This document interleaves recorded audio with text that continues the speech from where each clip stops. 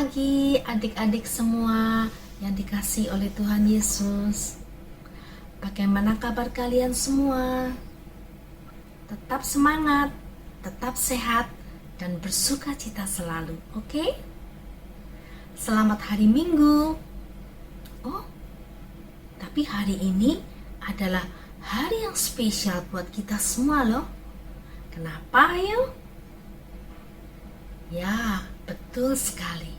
Karena hari ini kita merayakan hari Paskah, yaitu kebangkitan Yesus dari kematian. Amin. Haleluya. Seperti lagu yang kita dengar tadi, Yesus hidup. Hore! Happy day. Mari kita merayakannya dengan penuh sukacita.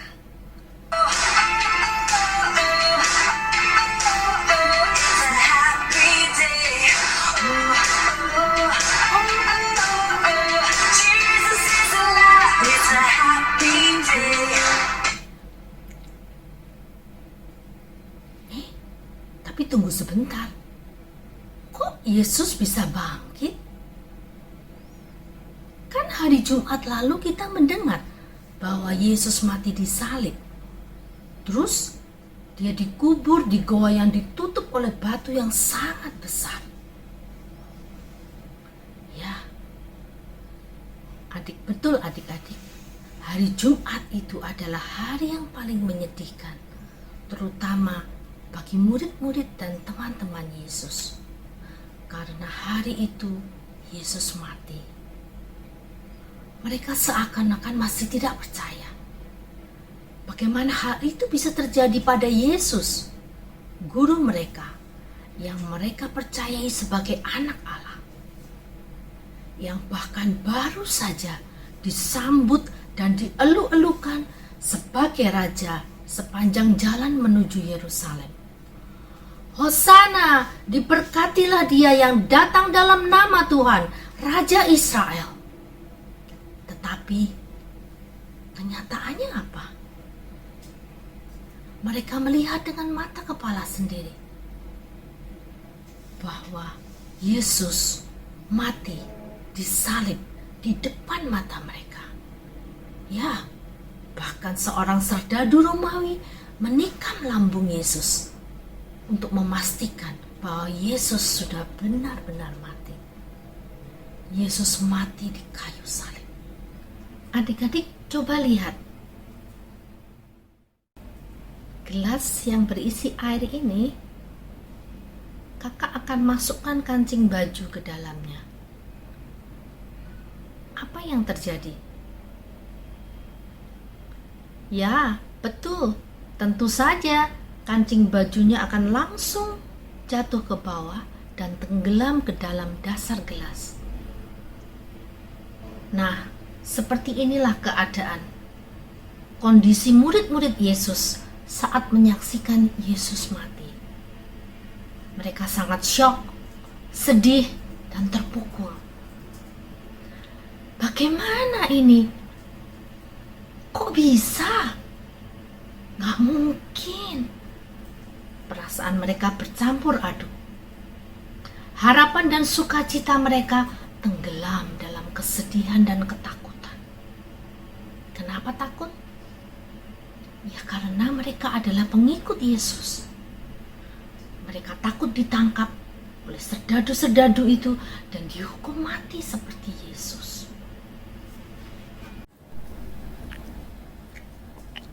Demikian juga dengan situasi saat ini, di mana pandemi COVID-19 melanda seluruh dunia, tak terkecuali kota Jakarta, tempat kita tinggal dan hidup.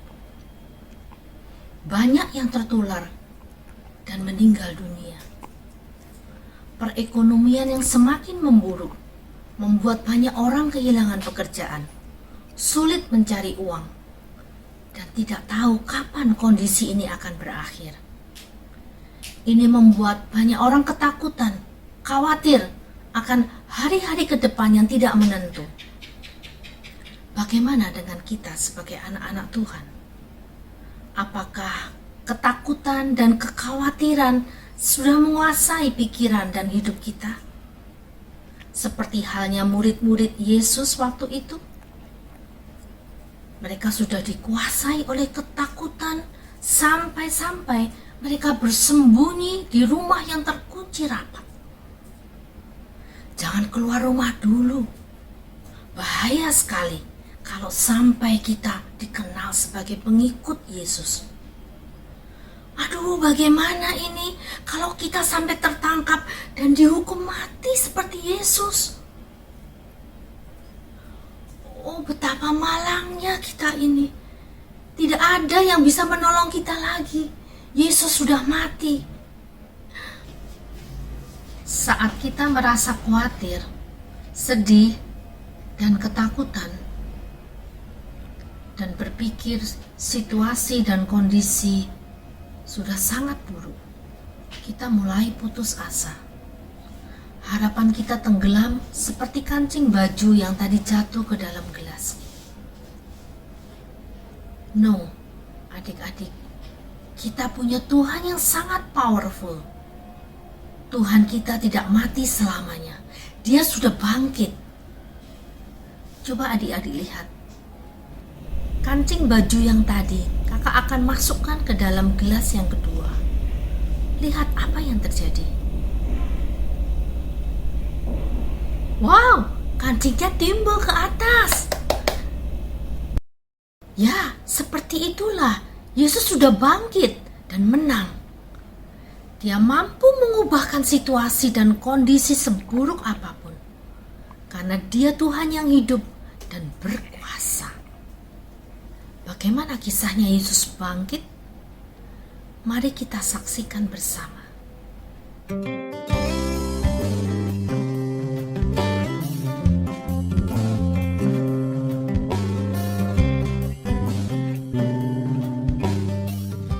Keesokan harinya, yaitu sesudah hari persiapan,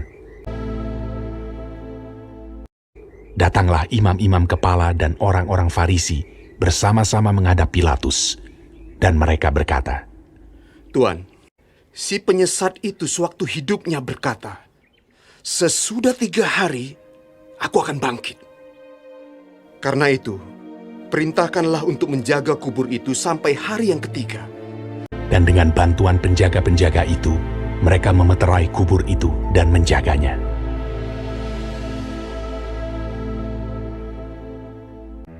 Setelah hari Sabat lewat, menjelang menyingsingnya fajar pada hari pertama minggu itu, pergilah Maria Magdalena dan Maria yang lain menengok kubur itu. Maka terjadilah gempa bumi yang hebat, sebab seorang malaikat Tuhan turun dari langit dan datang ke batu itu, dan menggulingkannya, lalu duduk di atasnya. Wajahnya bagaikan kilat, dan pakaiannya putih bagaikan salju. Dan penjaga-penjaga itu gentar ketakutan, dan menjadi seperti orang-orang mati. Akan tetapi malaikat itu berkata kepada perempuan-perempuan itu, "Janganlah kamu takut, sebab aku tahu kamu mencari Yesus yang disalibkan itu. Ia tidak ada di sini, sebab ia telah bangkit, sama seperti yang telah dikatakannya. Mari, lihatlah tempat ia berbaring. Dan segeralah pergi dan katakanlah kepada murid-muridnya bahwa ia telah bangkit dari antara orang mati. Ia mendahului kamu ke Galilea. Di sana kamu akan melihat dia." mereka segera pergi dari kubur itu dengan takut dan dengan sukacita yang besar, dan berlari cepat-cepat untuk memberitahukannya kepada murid-murid Yesus.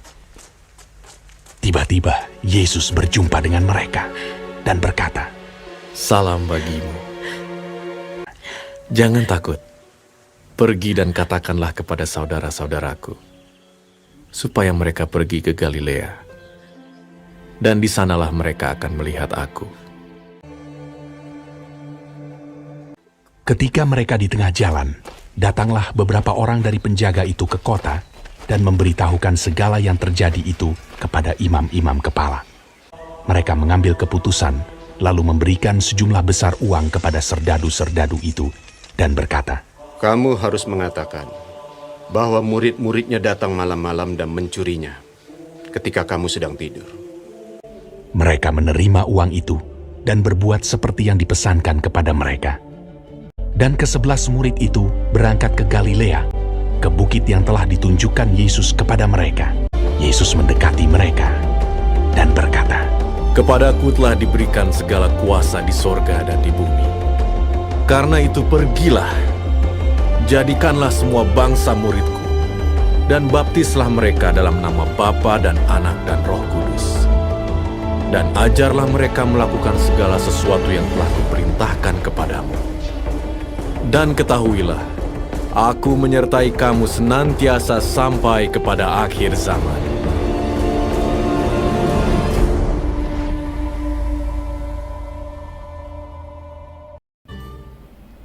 Puji Tuhan, Yesus hidup. Dia hidup dan menang. Haleluya. Mungkin sesaat yang lalu, iblis tertawa kegirangan waktu dia melihat Yesus mati. Dan dia merasa dia sudah menang. Tetapi dia hanya bisa menggigit jari dan menerima kekalahan saat dia lihat bahwa Yesus bangkit. Yesus sudah mengalahkan maut. Ayo adik-adik, mari kita bangkit dan terima kemenangan yang Yesus sudah berikan kepada kita.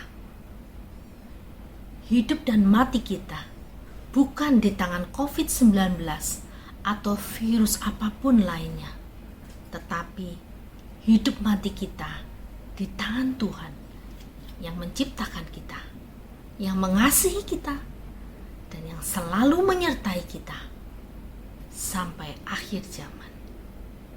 Biar Tuhan selalu hidup dalam kehidupan kita, dan iman pengharapan kita semakin bertumbuh dan kuat.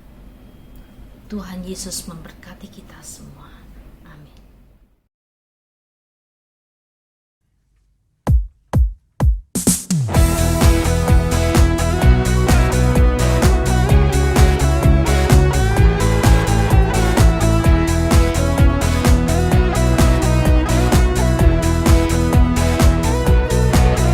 Dari salib dia mati di tubuh, tapi bangkit di hari ketiga. Dari salib dia mati di tubuh, tapi bangkit di hari ketiga. Yesus bangkit, bangkit dan menang, menang atas maut, maut dikalahkan. Yesus bangkit, bangkit dan menang, menang atas maut, maut dikalahkan. Sebab Yesus berkuasa, maut tak berdaya. Sebab Yesus berkuasa, maut tak berdaya. Dia bangkit dan menang.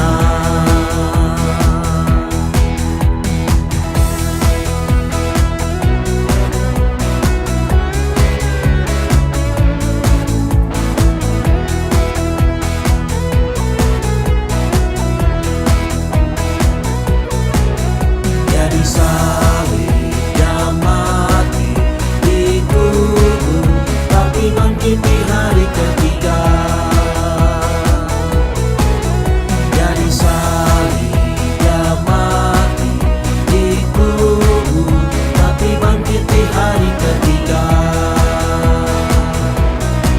Yesus bangkit, bangkit dan menang, menang atas maut, maut dikalahkan. Yesus bangkit, bangkit dan menang, menang atas maut, maut dikalahkan. Sebab Yesus berkuasa, maut tak berdaya. Sebab Yesus berkuasa, maut tak berdaya. Dia bangkit dan menang.